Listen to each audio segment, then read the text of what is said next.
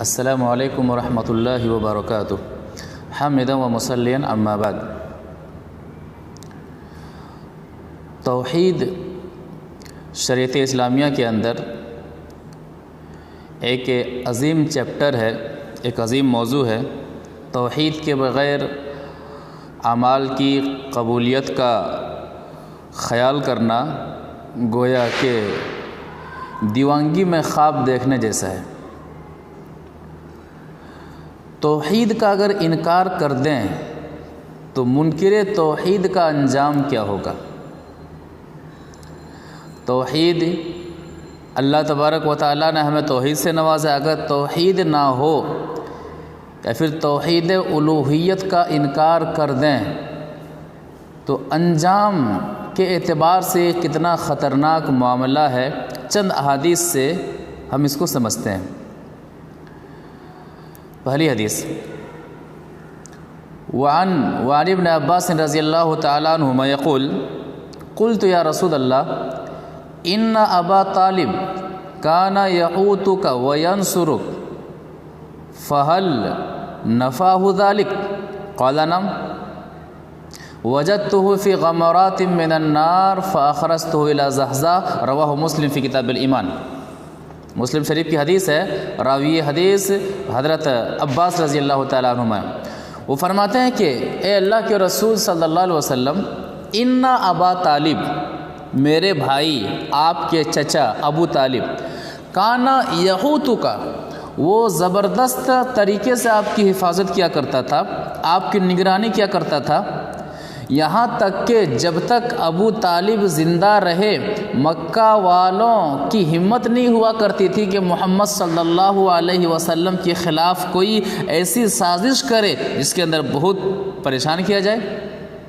وَيَنْصُرُكَ، آپ کی قدم قدم پر مدد کیا کرتا تھا، دشمن کے مقابلے میں، آپ کے دشمن کے مقابلے میں سینہ سپر ہو جایا کرتا تھا، کھڑا ہو جایا کرتا تھا۔ فہل نفعہ ذالک، اے اللہ کے رسول صلی اللہ علیہ وسلم، آپ کے چچا ابو طالب کی وفات تو توحید الوہیت پر نہیں ہوئی ہے، توحید پر نہیں ہوئی ہے، جبکہ توحید کے معاملے میں انہوں نے کافی پریشانیاں اٹھائی ہیں۔ فہل نفعہ ذالک، کیا فائدہ دے گا انہیں؟ قال نعم، آپ صلی اللہ علیہ وسلم نے فرمایا کہ ہاں فائدہ دے گا۔ وجدتہ فی غمرات من النار، میں نے اپنے چچا ابو طالب کو جہنم کی اتھاہ گہرائی میں پایا، جہنم کی سب سے گہرائی میں پایا۔ فاخرجتہ الی زحزاح، میں نے وہاں سے نکال کر کے، رب کی توفیق، رب کے حکم سے وہاں سے نکال کر کے جہنم کے اوپری حصے میں کر دیا۔ پتہ چلا کہ نیکیوں کا انبار ہو مشرک کے پاس، توحید کے انکار کرنے والے کے پاس نیکیوں کا انبار ہو تو وہ نیکیاں تو فائدہ دے سکتی ہیں۔ کس طرح؟ اگر جہنم کے نچلے حصے میں ہے تو جہنم کے بیچ کے حصے میں وہ آ سکتا ہے، جہنم کے اوپری حصے میں نیکیاں انہیں کھینچ کے لا سکتی ہیں، لیکن جہنم سے نکال نہیں سکتی، یہ ہمیشہ کے لیے ان کا ٹھکانہ جہنم ہوگا۔ یہ حدیث اس بات کی وضاحت فرماتی ہے۔ جیسا کہ ابو طالب کا معاملہ ہے کہ ان کا معاملہ یہ تھا کہ وہ اگر میری سفارش نہ ہوتی، میرا معاملہ نہ ہوتا تو جہنم کے نچلے حصے میں ہوتا، لیکن ابھی وہ جہنم کے اوپری حصے میں مشرک ہے، توحید کا منکر ہے، تو جہنم سے نکلنے کا کوئی امکان ہی نہیں ہے۔ منکر توحید کا عمل برباد ہے، بیکار ہے، ہمیشہ کے لیے جہنم میں رہنا ہے۔ اور ایک حدیث، وعن عائشہ قلت یا رسول اللہ ابن جدعان کان فی الجاہلیت یصل الرحم ویطعم المسکین فہل نفعہ ذاک؟ قال لا ينفعہ انہ لم یقل یوما رب اغفر لی خطیئتی یوم الدین، رواہ مسلم فی کتاب الایمان۔ مسلم شریف کی حدیث ہے، راویہ یہ حدیث حضرت عائشہ رضی اللہ تعالی عنہا ہے۔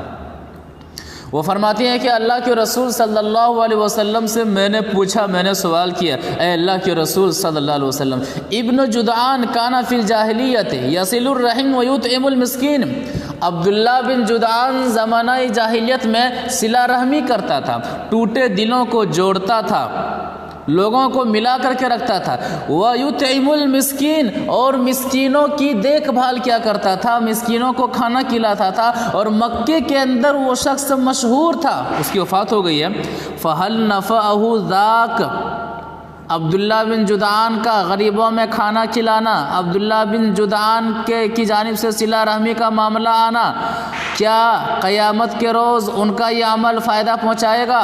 کہتے ہیں نہیں، لا ينفع، فائدہ نہیں پہنچائے گا۔ کیوں؟ انہو لم یقل یوما رب اغفر لی خطیئتی یوم الدین، زندگی میں کبھی بھی اس شخص نے توحید الوہیت کا اقرار نہیں کیا، کبھی نہیں کہا کہ پروردگارا تو مجھے قیامت کے دن بخش دینا، میری خطاؤں کو معاف فرما دینا۔ جی، اس حدیث سے پتہ چلا کہ منکر توحید کے اعمال کتنے ہی اچھے کیوں نہ ہو، مشرک ہے، حالت شرک میں موت ہوئی ہے، ان کے اعمال اس قابل نہیں ہوں گے کہ وہ اعمال انہیں جہنم سے نکال کر کے جنت میں لا کر کے کھڑا کر دیا جا سکے۔ منکر توحید کے لیے جو شخص کوئی عمل کرے تو اس کا عمل بھی اس کے لیے قابل قبول نہیں۔ جیسے آدمی مر جاتا ہے تو مرنے کے بعد آدمی نیک ہو، صالح ہو، توحید والا ہو تو نیک اولاد دعا کرتی ہے تو اللہ تعالیٰ قبول فرماتا ہے، یا تو صدقہ جاریہ ان کے نام سے جو کیا جاتا ہے، یا پھر جو علم وہ چھوڑ کر کے گیا ہے وہ اس سے لوگ فائدہ اٹھا رہے ہیں تو اگرچہ کہ وہ قبر میں ہیں لیکن ان تینوں اسباب سے نیکیاں قبر میں پہنچتی رہتی ہیں۔ اگر عذاب ہو رہا ہوتا ہے تو ان نیکیوں کی وجہ سے اللہ تبارک و تعالیٰ عذاب کو رحمت میں، عذاب کو اللہ تبارک و تعالیٰ روک دیتا ہے۔ لیکن اگر مشرک ہے، مر گیا ہے، تو مرنے والے کے لیے کوئی زندہ شخص عمل کرے، عمل قابل قبول نہیں۔ حدیث وعن عمرو بن شعیب بن ابی عن جدی ان العاص بن وائل نظر فی الجاہلیت ان ینحر 100 بدنہ وأن هشام بن العاص نحر حصته 50 بدنا وأن عمرا سأل النبي صلى الله عليه وسلم عن ذلك فقال أما أبوك فلو كان أقر بالتوحيد فصمت وتصدقت عنه نفعه ذلك رواه أحمد في مسند۔ مسند احمد کی حدیث ہے، راوی حدیث حضرت عبداللہ بن عمرو بن عاص رضی اللہ تعالیٰ عنہما ہے۔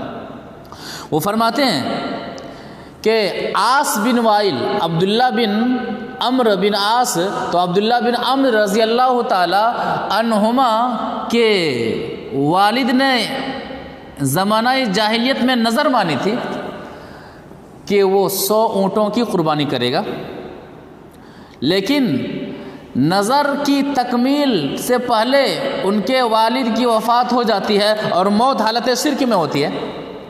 جب ان کی موت ہو جاتی ہے تو دونوں بھائی عبداللہ عمرو بن عاص اور ہشام بن عاص رضی اللہ تعالیٰ عنہما آدھا آدھا تقسیم کر لیتے ہیں کہ 50 اونٹوں کو میں اپنی جانب سے قربان کروں گا اور 50 اونٹوں کو آپ قربان کر دیجئے، تاکہ والد محترم نے جو 100 اونٹ قربان کرنے کی نظر مانی تھی اس کی تکمیل ہو جائے گی۔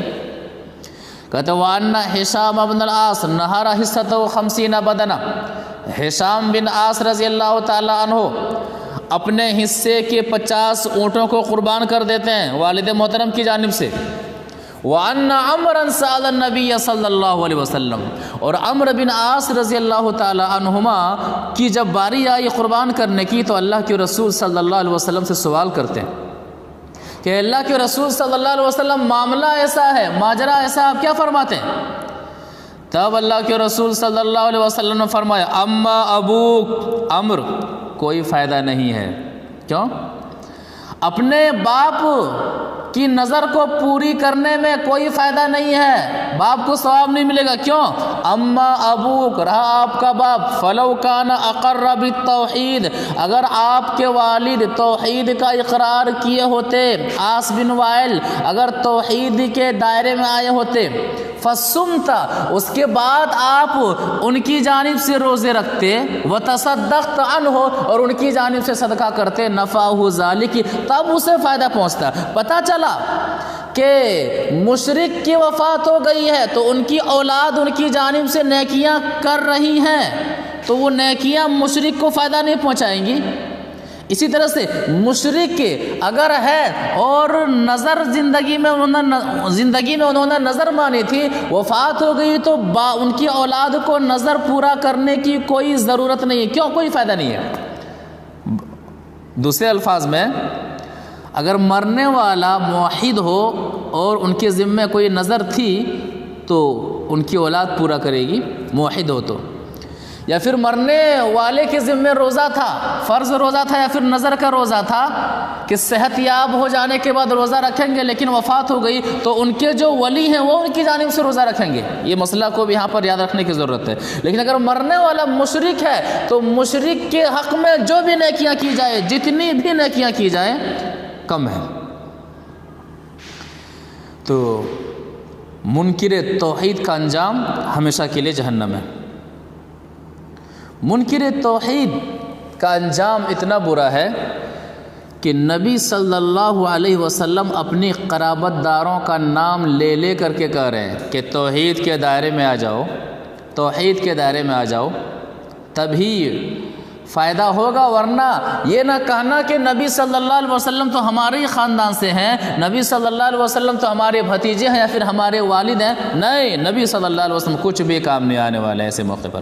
حدیث وعن ابي هريره رضي الله تعالى عنه قال قام رسول الله صلى الله عليه وسلم حين انزل الله وانذر عشيرتك الاقربين قال يا معشر قريش او كلمه نحوها اشتروا انفسكم لا اغني عنكم من الله شيئا يا بني عبد مناف لا اغني عنكم من الله شيئا يا عباس بن عبد المطلب لا اغني عنك من الله شيئا يا صفيه عمه رسول الله لا اغني عنك من الله شيئا ويا فاطمه بنت محمد سليني ما شئت من مالي لا اغني عنك من الله شيئا. رواه البخاری فی کتاب الوصایا.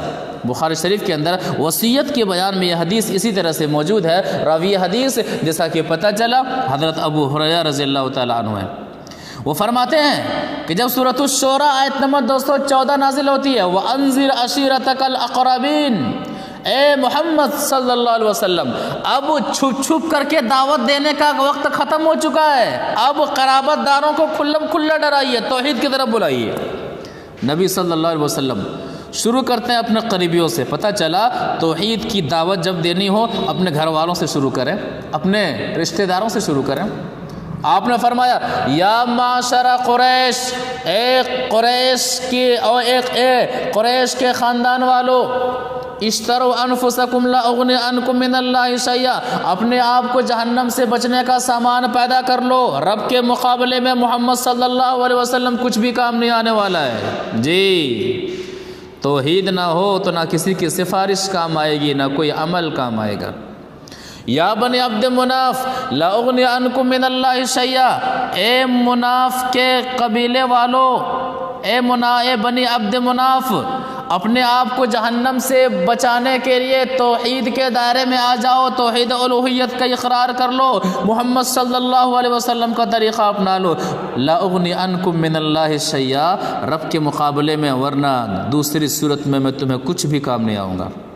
اور قریب آتے ہیں یا عباس بن عبد المطلب، اے میرے چچا، لا اغنی عنک من اللہ شیئا، دنیا میں توحید کے بارے میں مضبوط ہو جائیے، طریقہ رسول کے بارے میں مضبوطی اختیار کیجیے. اللہ کے مقابلے میں بچا نہیں پاؤں گا، میری شخصیت کام نہیں آئے گی اگر توحید نہ رہی تو، اگر طریقہ رسول نہ رہا تو.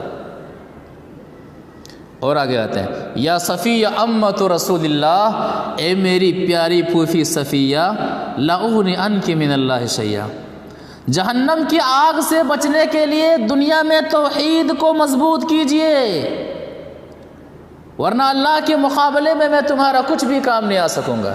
سب سے پیاری اور چہیتی بیٹی حضرت فاطمہ رضی اللہ تعالیٰ عنہ، جنہیں اللہ کے رسول صلی اللہ علیہ وسلم کہا کرتے تھے فاطمہ میرے جسم کا ٹکڑا ہے، میرے جگر کا ٹکڑا ہے. جس نے فاطمہ کو تکلیف دیا اس نے محمد صلی اللہ علیہ وسلم کو تکلیف دی.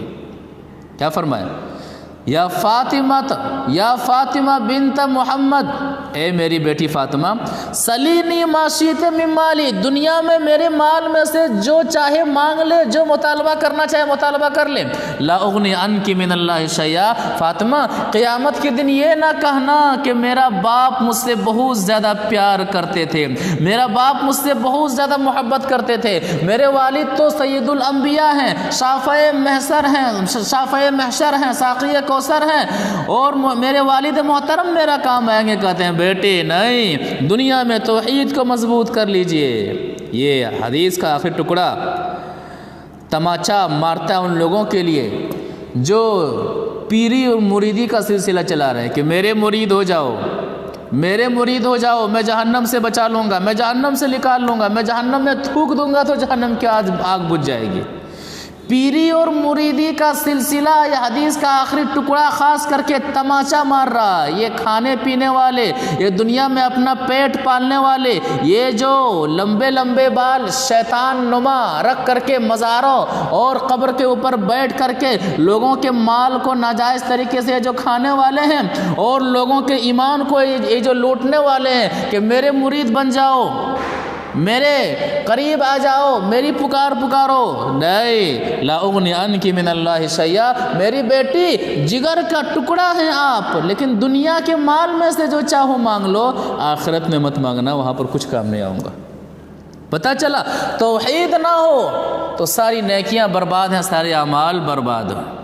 اور سب سے اہم معاملہ قیامت کے روز نبی صلی اللہ علیہ وسلم کو سب سے پہلے سفارش کرنے کی اجازت دی جائے گی۔ بہت ہی پریشانی کا معاملہ ہوگا، لوگ بے چین ہوں گے، بے قرار ہوں گے، ساری انسانیت پریشان ہوگی۔ آدم علیہ السلام کے پاس جائیں گے، معذرت کر لیں گے، نوح علیہ السلام کے پاس جائیں گے، معذرت کر لیں گے، عیسیٰ علیہ السلام کے پاس جائیں گے، موسیٰ علیہ السلام کے پاس جائیں گے، کسی میں سفارش کرنے کی ہمت نہ ہوگی۔ محمد صلی اللہ علیہ وسلم سفارش کریں گے، وہاں پر بھی نبی صلی اللہ علیہ وسلم کی شفاعت سے وہ لوگ محروم رہیں گے جو دنیا میں توحید الوہیت کے انکاری ہوں گے، جنہوں نے توحید الوہیت کی حفاظت نہیں کی ہوگی، جنہوں نے شرک کیا ہوگا، اللہ کے رسول صلی اللہ علیہ وسلم کی شفاعت کے وہ حقدار نہیں ہوں گے۔